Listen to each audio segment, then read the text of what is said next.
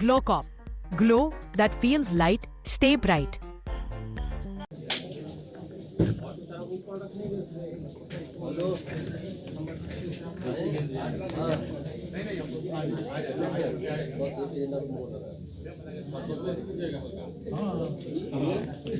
आज की इस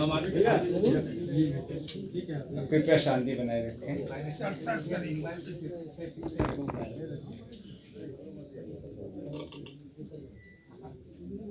मंत्रिपरिषद की बैठक के संबंध में आयोजित इस प्रेस कॉन्फ्रेंस में आप सबका स्वागत है। आज मात्र एक एजेंडा पर चर्चा हुई। यह एजेंडा 7 निश्चय 3 के गठन से संबंधित था। सरकार द्वारा पूरे कैबिनेट में इस पर परिचर्चा के उपरांत 7 निश्चय 3 के गठन की स्वीकृति दी गई, जो वर्ष 2025 से 30 तक के लिए लागू है। इसका मूल उद्देश्य विकास की गति को और तेज करते हुए अगले 5 वर्षों में बिहार को विकसित राज्यों की श्रेणी में लाने के लिए किया जा रहा है।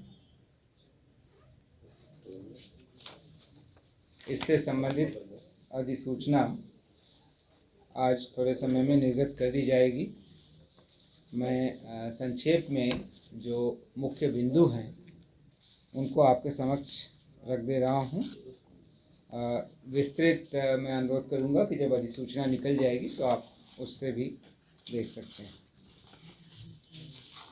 राज्य के प्रति व्यक्ति के लिए दोगुना रोजगार, दोगुनी आय, पहला ये 7 निश्चय का पहला निश्चय, 7 निश्चय 3 का पहला निश्चय है दोगुना रोजगार, दोगुनी आय। प्रति व्यक्ति औसत आय को दोगुना करना। मुख्यमंत्री महिला रोजगार योजना के तहत सहयोग देना, 2 लाख रुपए तक की सहायता देना। रोजगारोन्मुख प्रशिक्षण देकर लाभुकों की कार्यदक्षता बढ़ाना। 94 लाख गरीब परिवार जो कि जाति आधारित गणना में चिन्हित हुए थे, उनको प्राथमिकता के आधार पर रोजगार योजनाओं से आच्छादित करना। आवश्यकता अनुसार अन्य उद्यमी योजनाओं से राशि की व्यवस्था करना। बिहार के उत्पादों की बिक्री के लिए हाट बाजार को विकसित करना। वर्ष 2020 से 25 तक युवाओं को 50 लाख से ज़्यादा नौकरी एवं रोजगार दिया जा चुका है। अगले 5 वर्षों में इसे दोगुना करते हुए 1 करोड़ नौकरी एवं रोजगार के अवसर पैदा करना। नए युवा रोजगार एवं कौशल विकास विभाग का गठन। आप अवगत हैं कि यह गठन पिछली मंत्रिपरिषद की बैठक में हो चुका है और इसमें सचिव ने भी पदभार ग्रहण कर लिया है। दूसरा निश्चय है समृद्ध उद्योग सशक्त बिहार। इसके तहत मुख्य सचिव की अध्यक्षता में निम्न उद्देश्यों के लिए 3 उच्च स्तरीय समितियों का गठन किया जाना है और पिछले मंत्रिपरिषद की बैठक में इस पर स्वीकृति प्राप्त कर इनका गठन किया जा चुका है। आप इससे अवगत हैं। बिहार को पूर्वी भारत का नया प्रौद्योगिकी केंद्र बनाना। बिहार को विश्व स्तरीय कार्यस्थल के रूप में विकसित करना और बिहार के प्रतिष्ठित उद्यमियों तथा प्रतिभाशाली युवाओं को राज्य के अंदर उद्योग लगाने के लिए प्रोत्साहित करना। ये इनके लिए अलग अलग 3 समितियां बनी हैं। औद्योगिक क्षेत्र की स्थापना सभी जिलों में उद्योग लगाने के लिए की जाएगी और नए उद्योगों को लगाने के लिए जमीन एवं अनुदान देने की व्यवस्था करना ताकि यह उनके लिए आकर्षक हो। इस अवधि में राज्य में कम से कम 50 लाख करोड़ रुपए का निजी निवेश सुनिश्चित करना। राज्य में उद्योग लगाने की प्रक्रिया को और आसान बनाना। उद्योग विभाग के अंतर्गत छोटे उद्योगों को बढ़ावा देने के लिए एक नए सूक्ष्म लघु एवं मध्यम उद्योग निदेशालय का गठन, जो कि ऑलरेडी किया जा चुका है। स्थानीय उत्पादों के निर्यात और बाजार विकास के लिए एक नए बिहार विपणन प्रोत्साहन प्राधिकार की स्थापना की जाएगी। पुरानी बंद पड़ी चीनी मिलों को चरणबद्ध तरीके से चालू कराया जाएगा और नई चीनी मिलों की स्थापना की जाएगी। तीसरा एजेंडा है कृषि में प्रगति, प्रदेश की समृद्धि। ये 7 निश्चय का तीसरा निश्चय है। वर्ष 2008 से कृषि रोड मैप बनाकर कृषि का विकास किया जा रहा है। अब तक 3 कृषि रोड मैप वर्ष 2008 से 12, 12 से 17 एवं 17 से 23 को क्रियान्वित किया जा चुका है। अभी 24 से 29 का काम चल रहा है। इसके कामों में और तेजी लाना है। मखाना बोर्ड की स्थापना की गई है। इसके आलोक में मखाना रोड मैप बनाकर मखाना के उत्पाद एवं प्रसंस्करण को बढ़ावा देना है। डेयरी एवं मत्स्य पालन पर विशेष जोर देना है। और आप अवगत होंगे कि इस कार्य विभाग का नाम भी जो है बदलकर डेयरी मत्स्य एवं पशु संसाधन विभाग किया गया है।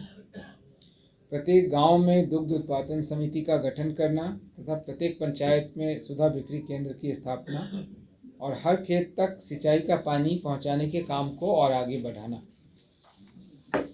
चौथा निश्चय है उन्नत शिक्षा, उज्जवल भविष्य।